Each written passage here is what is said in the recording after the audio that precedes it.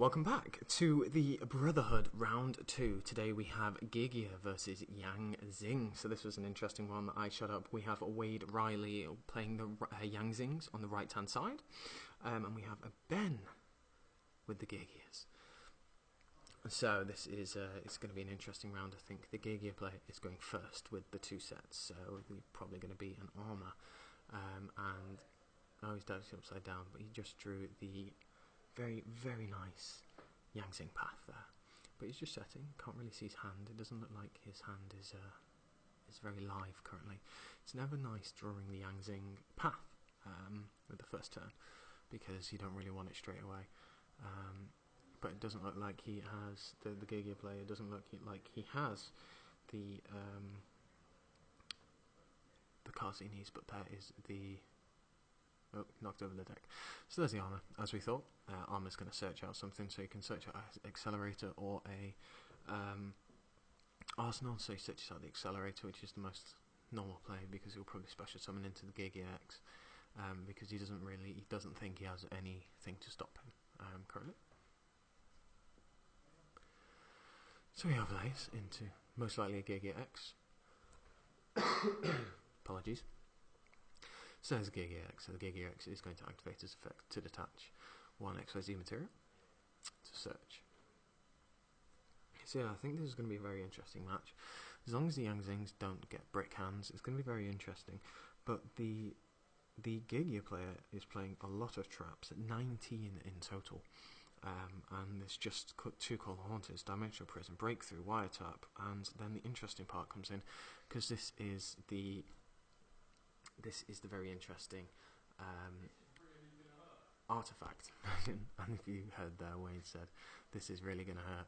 So we have only a 2/3 on board, and then it's an upstart. So there's the first life for Wade's there. So he goes up to 9,000 life points.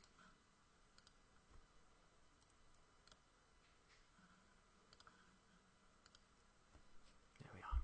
So he's overlaying again. And he's going to go into a this dueler. Now that's interesting, because they don't know what they're actually playing. So the Geargia is going to attack, and that is the ice hand. That is pretty good for the player there. So he will take 1,700 damage.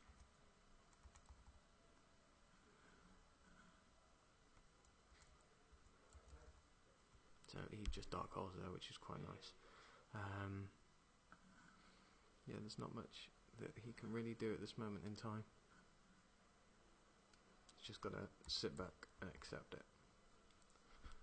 So he's going to set a back row and set one. And the dark hole obviously did hurt a little bit there, but it's not too much of an issue. So the Geargia player is on top at this moment in time. And he's going to tribute to Geargia on his effect. Well, he's going to activate and special summon the accelerator from grave. And he has the other accelerator. Wow, he opened very well there, if I must do say so myself. So the ice hand unfortunately didn't hit. That would have been pretty good. If the ice hand did hit, does he have any response? He's just going to read the Geargia X. Anti-solemn warnings it, so that is pretty useful. We didn't really think I'd see a solemn warning straight away, but alas, we do see one now. So it's a pot of duality.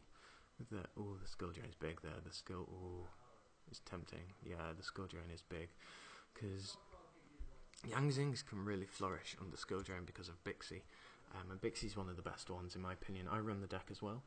Bixie just allows you to really hurt your opponent with the different, with the actual different. The different effects that you have. So being able to bring out your big synchro plays that are unaffected by traps is just huge. And there we have the supply unit. The supply squad is pretty useful there. And he's going to set. So he has the fire hand there. That's quite interesting there. So he's going to bottomless the fire hand. And he's going to draw one. And obviously the fire hand's effect fizzles, because there's no monster to destroy. There's no legal target.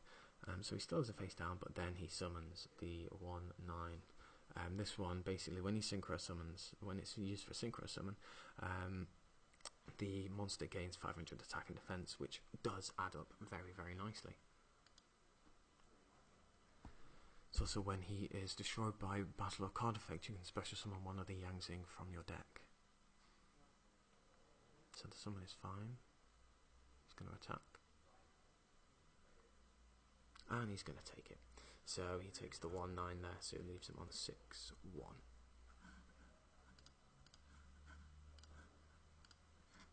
Oh, the soul charge, the soul charge. Let's see how many he uses here.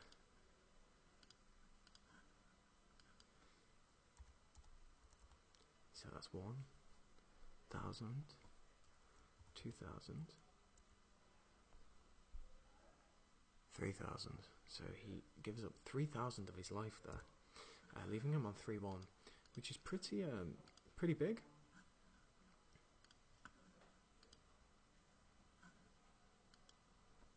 He's going to overlay now.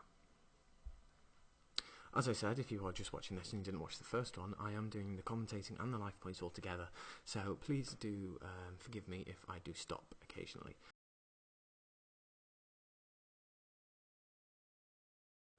I imagine Wade here is going to activate the skill drain, yes. Is there a response? So he's going to pay 1,000 life points, but is there a response?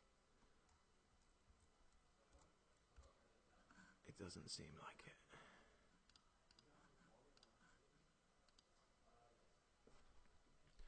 So the Castel lives just there, just perched on its own, doing not that much because of skill drain. It's a shame that he didn't have an out to it, because the Geargia player does have 2 wiretap, but unfortunately that's the only thing, because he doesn't main MSTs. He does side 3 of them, however. So the Geargia player is in a very, you see. So he's suiciding here to be able to. So here we are. So he takes 100 life points, the zing player, but that doesn't matter at all, because he's just going to completely go off now. This is a really useful thing with zings, and a really interesting mechanic that I actually quite like. It's one of the things that kind of attracted me to the deck, as well as the fact that the synergy with, he's just choosing something else. The synergy with in your opponent's turn you can synchro, so the formula synchron effects is really, really nice, and something that I really enjoy playing with, because any kind of synchro based deck I really do enjoy, and if it's something new and different, it's definitely one for me. So yeah, so we have Barn here. So this is the Earth version, which basically makes a monster that's special summoned, synchro summoned by its effect. It can't be destroyed by battle. It has 1,600 attack, and it's level 3 Earth. So he's just explaining what it does.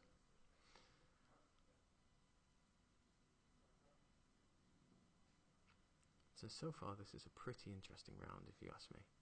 So he's going to draw for the supply unit there as well. So you can see he has the Fiendish Chain, he has the Exodus, and something else in his hand. That must be a monster. I'm not sure what it is. I didn't catch it, unfortunately. But yeah, if you're wondering why I'm speaking a bit quieter, it's because I don't want the players to overhear me. I am in the next room, but just because I don't want them to overhear me at all. I don't want them to gain any knowledge of the other players' plays, because obviously I'm giving you a play-by-play of what they're actually doing and the options that they have. So he just threw another skill drain, which is quite an interesting one there. So he does have some plays he can possibly do. He could again ram into the Castel just to get some effects off, but it's his turn to go defensive. He is up on life points, but other than that, that's about it. So he's just passed turn there. This is a very slow game here, and he's just drawn the synchro. So this is going to be the tuner, sorry. So it's going to be a very interesting turn, I think, for this one. He has a lot of back row to go play into. He has 5 back row, but he's going to actually have a look, because if one of those is Bixie, which is the water, that can make for some very interesting plays. So he's only synchroing for a level 4 here now, and it is the Underworld cards that basically, when you destroy opponent's monster by battle, you can special summon on level 4 from your deck, but unfortunately that hasn't gone through because of the deprison. You wouldn't actually be able to get its effect anyway because of the skill drain, but nevertheless.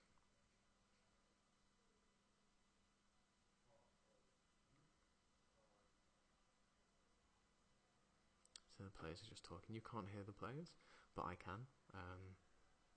So it's just an interesting thing. And this tournament is going to be a very interesting tournament in my opinion, because we haven't seen any shadows on the feature area just yet, but I'm sure we're going to see a feature, and there it is. There's the Zing Path, which is a very, very good card. It's basically an upgrade of Pot of Avarice. You shuffle 3 Zing monsters from your graveyard into your deck and draw 2. That is the only restriction. In fact, there are no restrictions. It's a really good card. It doesn't stop you from special summoning that turn on the Zings or anything. It's just really good. So you play that card at 3 because it's just so good. Unfortunately, seeing it early on, as you saw, is not the greatest thing, but he's managed to make it into a bluff. He drew Brixie, and there is the other card. He drew the Zing Creation. Zing Creation and Supply Unit. Oh, it's such a good little combo that you'll have going on, because the amount of pluses that you can do just off that is really, really good. So now we have the Susani, excuse me, Susani with the Zing Creation. So you see now this is what's going to happen. He's going to attack. Yeah, so basically the card says if one of your monsters is destroyed by battle or card effect, you can special summon one Zing from your deck. It's really, really useful. So he's going to attack into the Castel, losing 1,000 damage. Losing 100. I'm getting my hundreds mixed up, aren't I? So terrible of me. So terrible. To special summon the Tuna. So this is going to be interesting to see if he can try and make any big synchro plays. Ideally, with facing 5 back row, you want to have a Bixie, and there is the Bixie. Now if this goes through, this is huge. This is a level 8 that is unaffected by spells and traps, and also has a 500 attack boost. So Baxi is huge. This is very bad, and he's used forcing 4 Zings so he can return 4 cards on the field to the deck. This is huge. This is a big turning point, and he is also unaffected by skill drain. So this is huge. This is game changing, and he's chosen 4 back row. Very nice. So looking at the Geargia players' side cards, there's some interesting things there that can possibly go against it, but we shall see that later. I'm certainly sure I will talk after this round is finished on different side effects. So basically he's activating Baxi's effect, which is you can destroy 1 card you control to special summon 1 level 4 lower monster from your graveyard. So he special summons the Ice Hand, which is a very nice play if I do say so. So yeah, it's quite interesting to see how it actually runs. Bixie's currently on 2,800, which is very big. He also has 3,100 defense, which you normally bring him out in defense. So I'm not sure why he would have brought it out in attack, because it's possible that he could be stolen with 101. But a lot of people are running Castel now, as you can see on board, so it doesn't really matter as such. It's all down to player preference.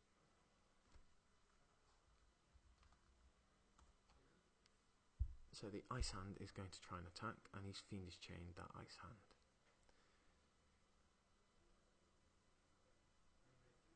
So he's going into main phase 2 now, and he's using the effect to blow up his Ice Hand.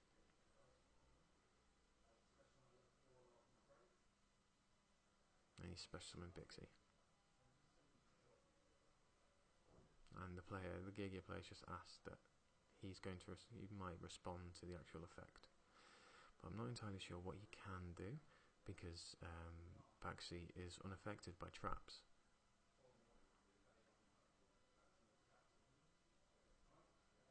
So the effect goes through there, and summons Bixie, the level 2 water, which makes monsters unaffected by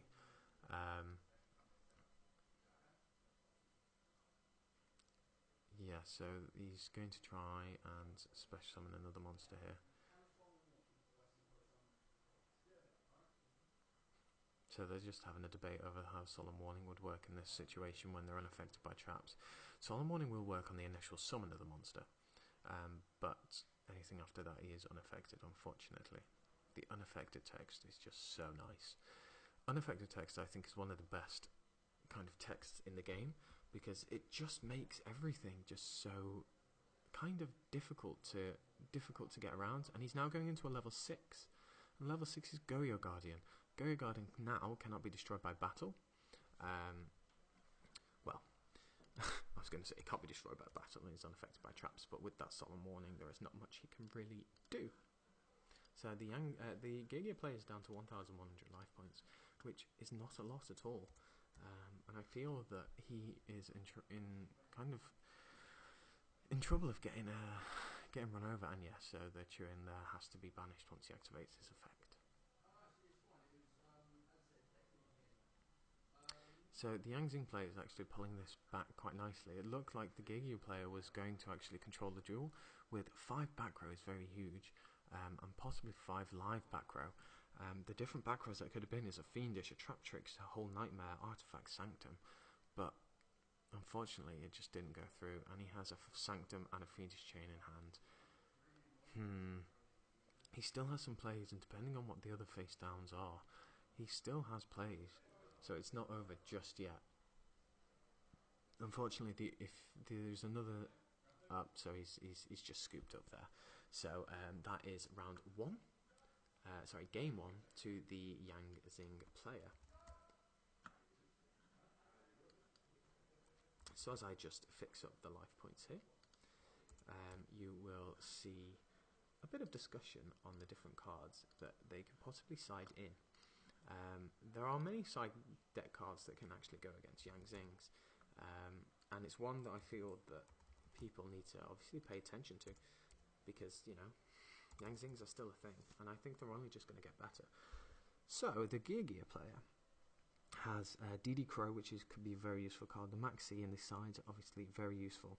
Then he has the Shadow and Light Prisoner Mirrors. They're definitely interesting cards that you can use against him, but I'm not sure they would be as effective because of Bixie. Bixie makes you vulnerable to traps, as I said earlier. However, the next two cards are big, Macrocosmos and D-Fissure. Those cards will be instantly sided in, I feel, with the Geargia player, because it completely hurts Yang Zings. If they don't have a graveyard, then they can't make a lot of plays. It kills the Yang Zing path, and you play 3 of them, so already you've got 3 dead cards in your deck. And the other things like the supply squads can also get affected by this. So he also has 3 Mystical Space Typhoon, Deep Dark Trap Hole, and the Ally of Justice Cycle Reader. Cycle Reader isn't probably going to be that useful, because I would choose the DD Crow over the Cycle Reader. They only have 1 each, because although he does play some lights, you'll probably want to be able to actually choose what you want to properly choose with the whole graveyard. So having 2 DD Crow would have been useful, but he's only got the 1, unfortunately.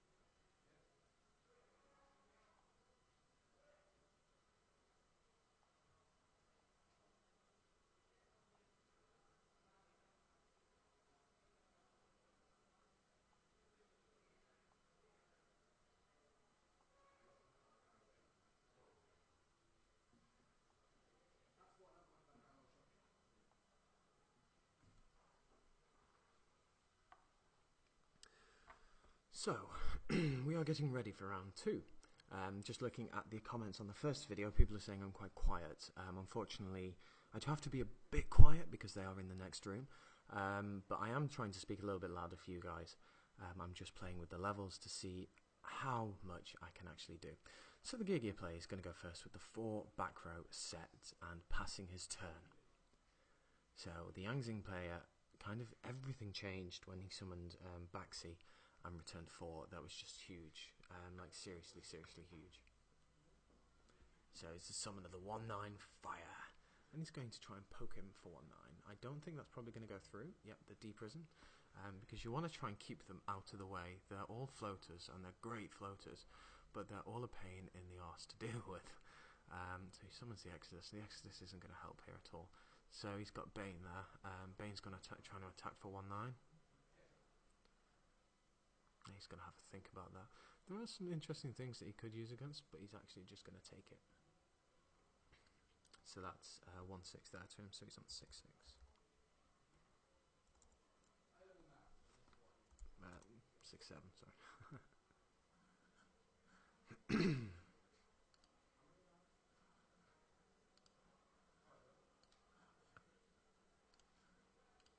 So as I said, it's quite difficult to keep everything up to date on my own, but there isn't much you can do about that.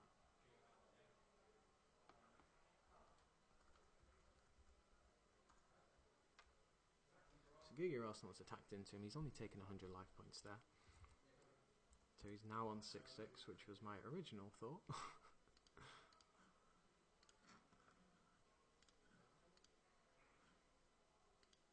So he is going for possibly a Geargia X. It makes sense if he would. Yes, Geargia X to keep up the advantage that he has. So it's quite an interesting duel, this one. You've got control against possible control, but they can make some very explosive plays. Geargia can make explosive plays, there is no doubt about that. So he's just attacked there. So the 2/3 and the 6.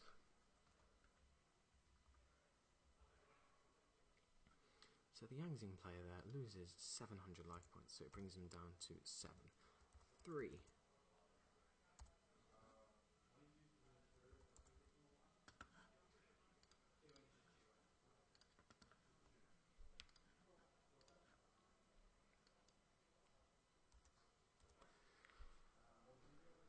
So let's see, so he's trying to make a rank 5 play here. This is just going to give the monster an extra 500 attack.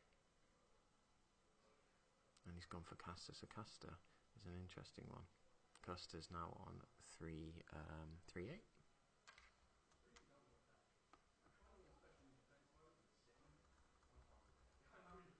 Sorry, Catastor is on 2/7 currently, and he has compulsory evacuations him back to his extra deck. There is nothing he can do about that, unfortunately. I can see he's got a zing path in his hand, but I think there are possibly 2 zings in the grave, and the Fiendish Chain gets MST'd there. So the Geargia player is in quite a nice position here, to be honest.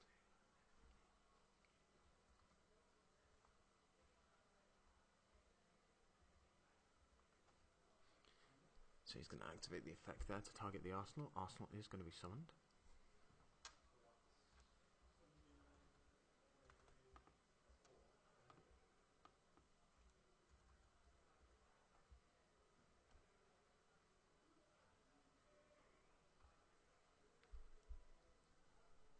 So Arsenal is up to 19 there.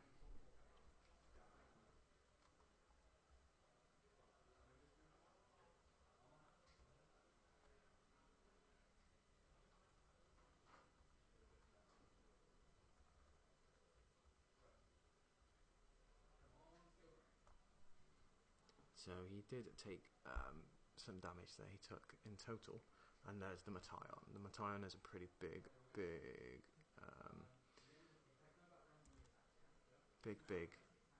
monster there that comes out onto the board.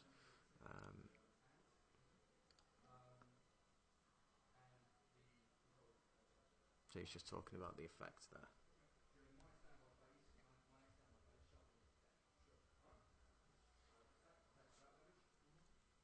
So he's just saying that the effects of Mataion will go off there.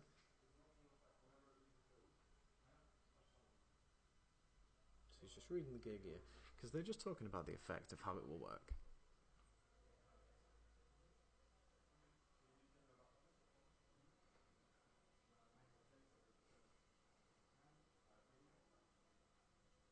So he just goes back to the extra deck there, and he's going to special summon the Geargia.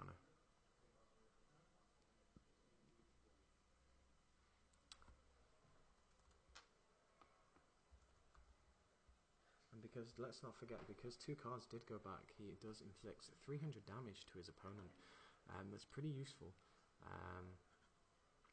But it's not actually going to do all that much, to be honest.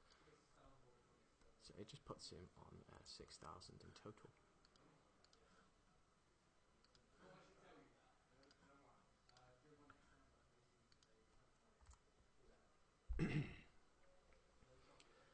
So the Zing path is played there with the nice +1 that goes directly to your hands, and he's done another Zing path and an ice hand that I saw there.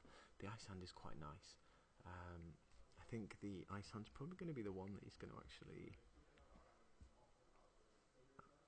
So Matayon's still there. Because during your next standby phase, shuffle this card into your deck.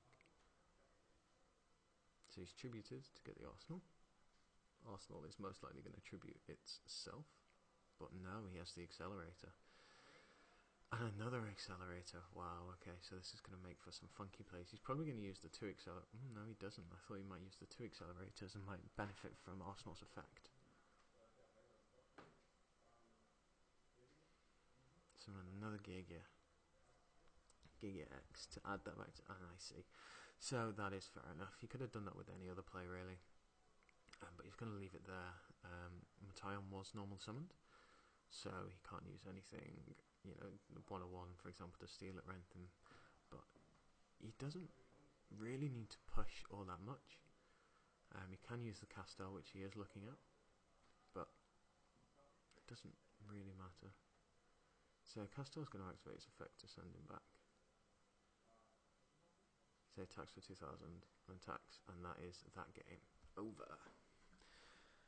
So, we are now on to game 3. It's going to be an interesting one.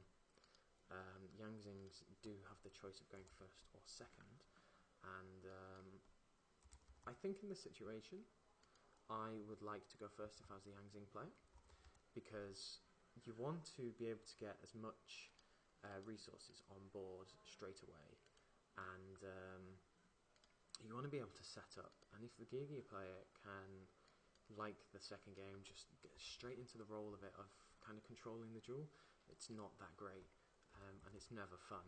So being able to set up is going to be very nice.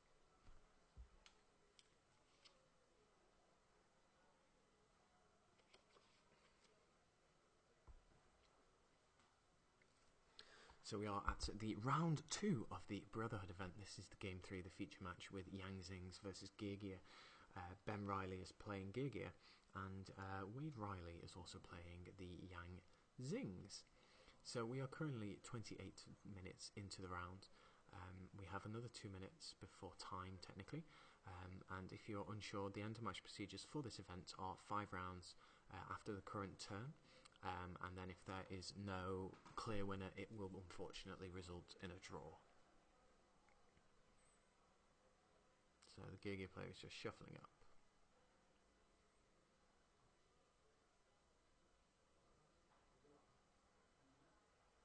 So here we go. So the Zing player looks like he is going first, and he has a nice hand. He had TT there as well, so the MC skill take the skill drain. I would. Skill drain is kind of a no-brainer there. Sure, the MS2 would be nice, but the skill drain cuts down Geargia more than the MST would, hitting a back row. So the skill drain is a really nice thing there to have game 1, turn 1, sorry. So he did have a TT, and he has a skill drain, which are nice, because he can utilise the effects of his own Zings if the opponent tries to go off with Geargias. So I think that was a Bixie, the level 4 water, level 2 water, and we have 4 back rows. So now it's the turn of the Zing player to set all of his back row. So we have an upstart Goblin there. So the Zing player goes to 9k.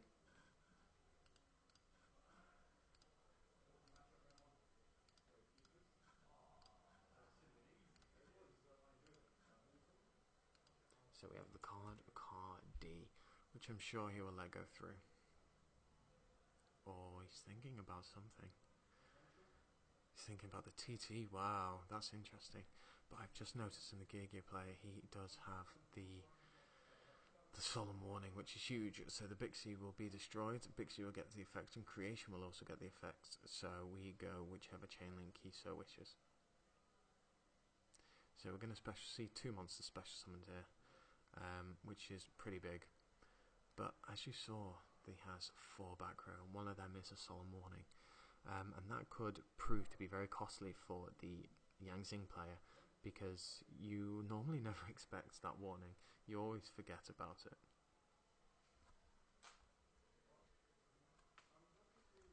So I'm pretty sure the solemn warning is going to show its face here.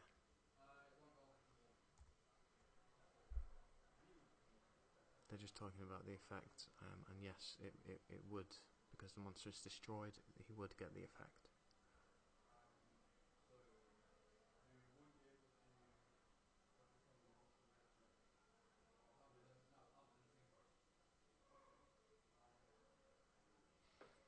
So they're still talking about the unsummon, because obviously the Geargia player does have the solemn warning.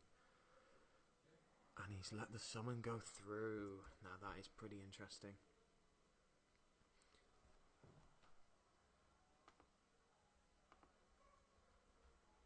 So Almades is on 2-8, which is quite a nice amount of life, and I think he will Fiendish Chain that.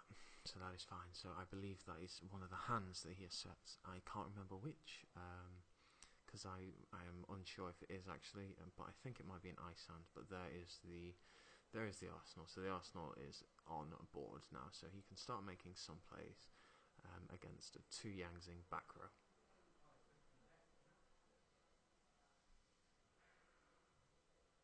So he's just double checking some of the rulings.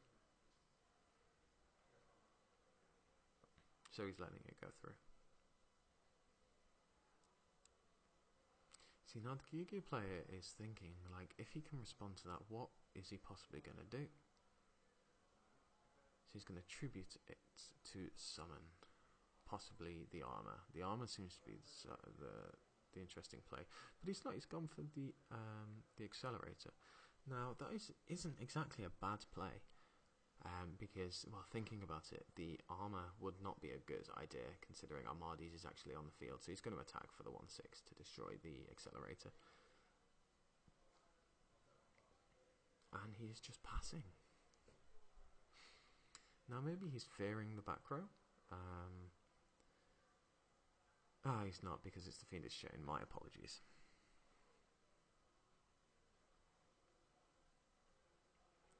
So we have a Book of Moon, I believe, and 2 Arsenal in his hand. So he's using the effect to tribute to special summon a Geargia from his deck.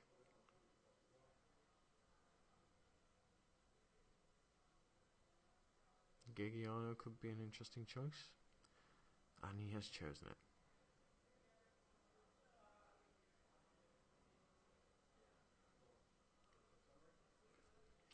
So he's going to target probably the accelerator there. So he's passed turn there as well. So the Geargia player is really on the back. And look at that for a draw.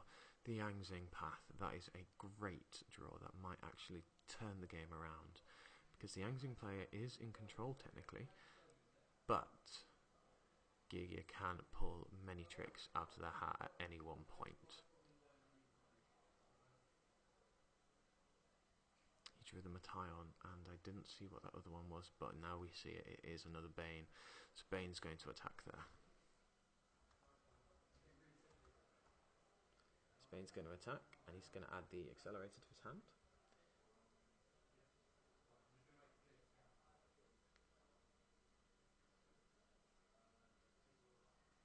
So he's just taking the damage there to put him on 6-4.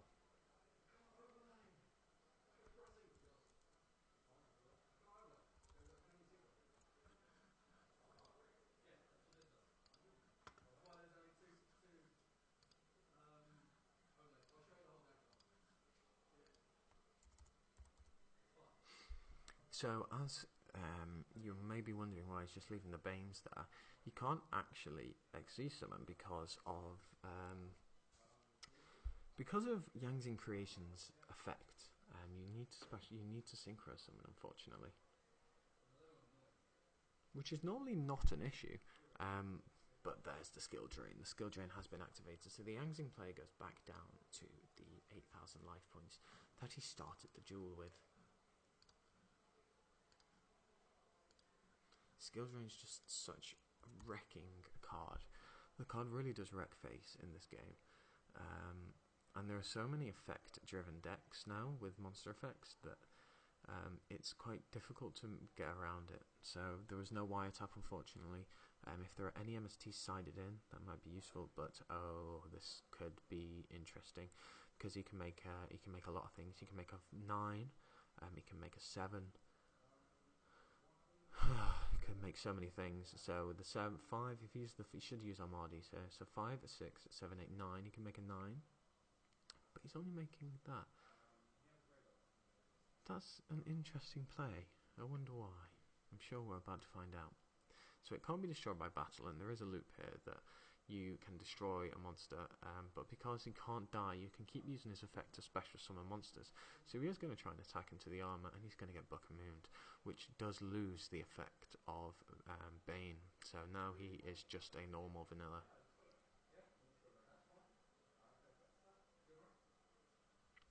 And he activates another skill drain instantly.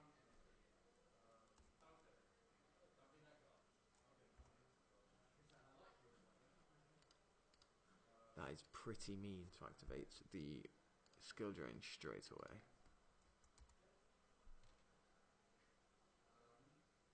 So he's activating the effect here just to decide what to do. If he wants to special summon the...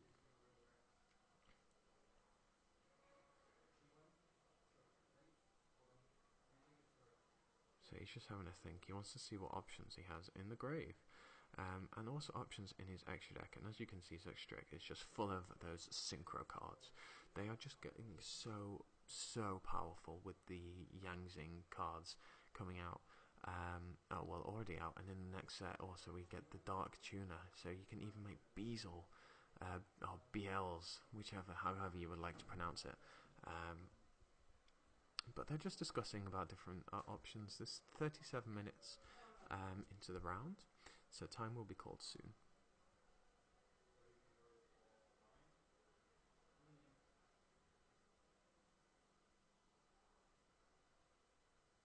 So he's just deciding there. It's okay. And Bixie, that's the game changer.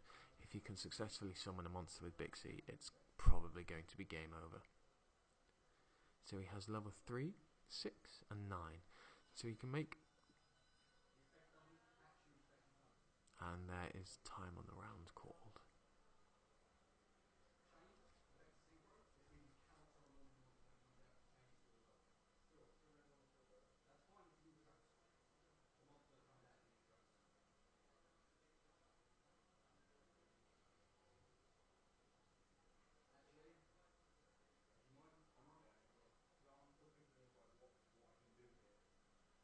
So they're just discussing, saying that he just wants to have a think before he tries to do anything.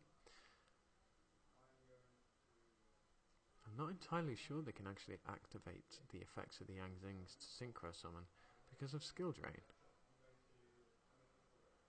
And he's MSTing the skill drain, so that is pretty big.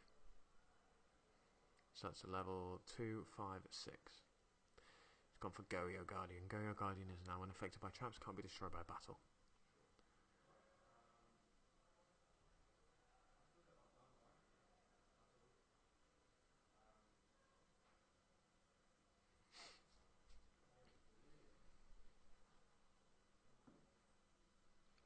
He's just thinking, because he's synchro summoned in his turn, which just makes it all the more painful. But he can actually now go into a Castell or a 101, which would actually help him quite nicely to take that Geargia Guardian and just remove it from the duel. Seems like a pretty decent play. He does have he is facing one back row, But I don't know if he does actually have the wire tap or anything, but the 101 would be the play here that he would have to make, in my opinion.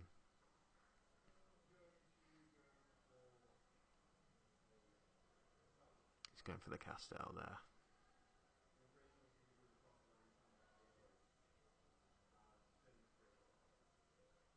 Oh, and there's the Fiendish Chain. That is huge. That is game changing. And now it's the Yang Zing player, and this is surely all over.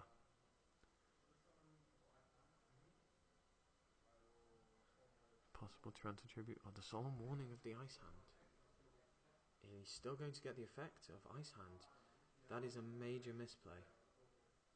That is a major misplay there. And it's game over. This is game over. Unfortunately, he misplayed there.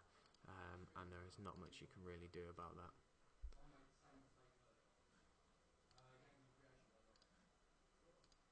This is just overpowering. This is unfortunately game over, unless he has something that can probably stop him. But I don't think there is going to be anything. So Geargia is going to attack for the 800, and he's played the Sanctum. The Sanctum, that is huge. And the player applauds it there. The Sanctum is played nicely because we haven't actually seen any artifacts for the Geargia player in 3 games. So this is pretty big. So the Moral Tech is going to come out, but it doesn't necessarily mean that he's saved for this turn. He should special summon in attack mode because of the 2-1 attack. So there goes the Goyo. So now there is a change on the field, and the Fire Hand is going to attack. So Fire Hand is going to attack. He's going to take 2,000 damage. 2,000 might be a little bit much, Will, but he's going to take 6. He's going to be on 6,600 in total.